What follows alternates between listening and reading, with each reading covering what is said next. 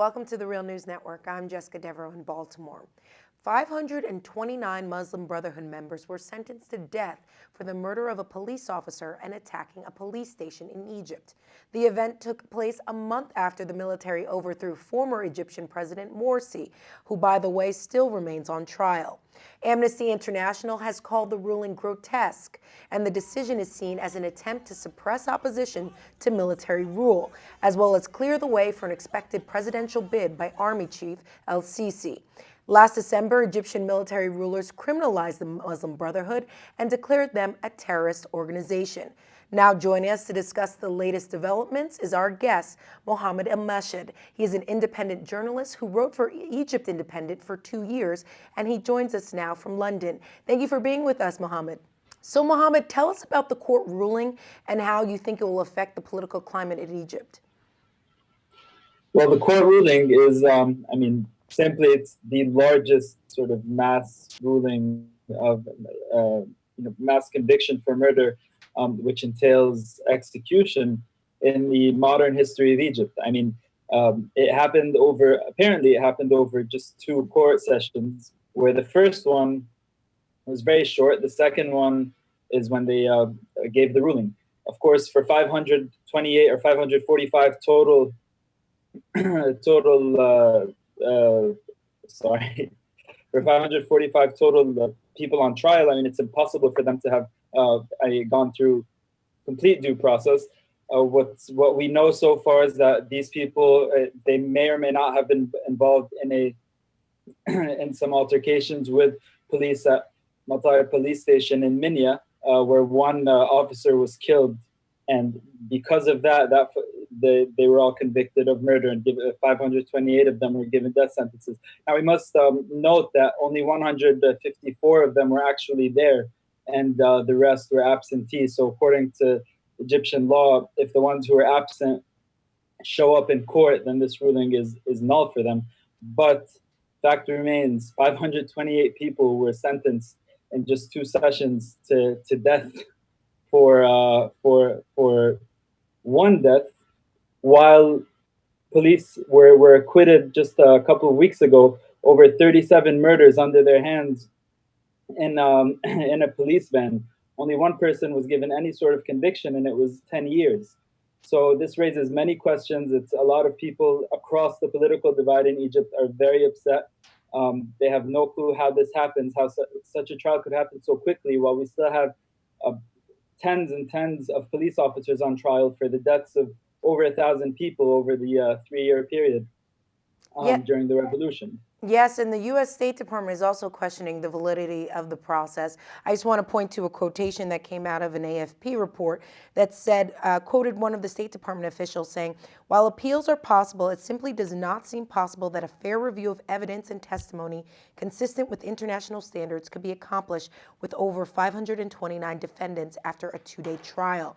So we also know that John Kerry has come out saying that he essentially wants to resume a relationship economically with Egypt in terms of aid. So where do you think this is going to affect the relationship between the U.S. and Egypt? How will it likely weaken it, if it will at all?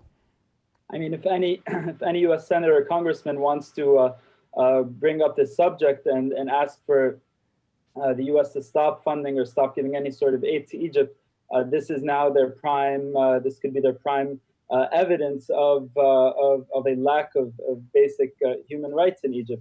The U.S. State Department, Amnesty, Egyptian political parties all said things consistent with the quote that you just mentioned, that it's impossible that any due process could have happened, and the fact that it happened so quickly and is being broadcast and is right now. When a death sentence is given, or when a conviction for murder is given, the Grand Mufti of Egypt then has to actually hand the death sentence, which would be April 28th.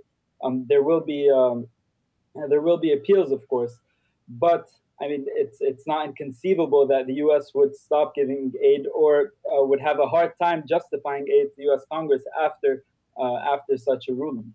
We've also seen a diplomatic fight between Qatar and Saudi Arabia at the beginning of March over Qatar's support for the Muslim Brotherhood. Do you think that this court ruling is a political move by the Egyptian military to forge closer ties with Saudis?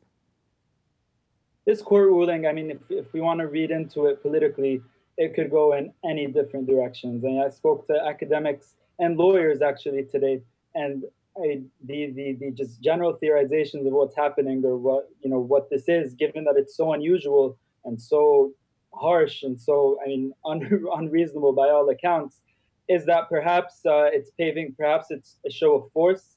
Of course, Nasser did that when he arrested over 1,200 Muslim Brotherhood members. Some say more.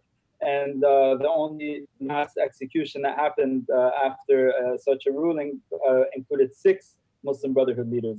This one includes many leaders. Some people thought falsely that it included the actual supreme guide of the Muslim Brotherhood was from that same governor, but it didn't. Some say that perhaps this will pave the way for Sisi's first presidential pardon, but that's sort of on the outskirts of the potential analysis.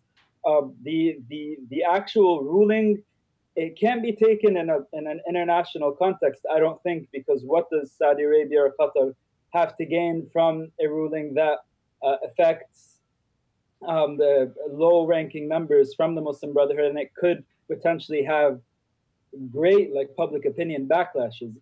It doesn't take a genius to think that this might not be in the favor of anyone who's anti-brotherhood but wants to portray an image of being with basic human rights. The Qatar and Saudi issue, it's much larger than this. This court ruling will resonate deeply within Egypt before it even reaches that international level. I doubt Qatar or I doubt Saudi Arabia would try and defend such a ruling. So I doubt they'll use this as I doubt they'll take any sort of encouragement from this that the current government is trying to pander to them. This will not help Sisi in any way in a time when, if he will run for presidency, he does need a certain amount of public support. It's not a given that he'll have 100% of the support. And this is something that is dividing opinion in Egypt. So all of these analyses don't hold water when you're thinking of the basic reality of that. This isn't something that will be universally seen, even by the supporters of the current government, as a strong move against the Muslim Brotherhood. All right, Mohamed Elmeshad, we'll certainly be keeping a close eye on Egypt, especially ahead of the presidential election on April 1st. Thank you so much for joining us. Thank you. And thank you for joining us on the Real News Network.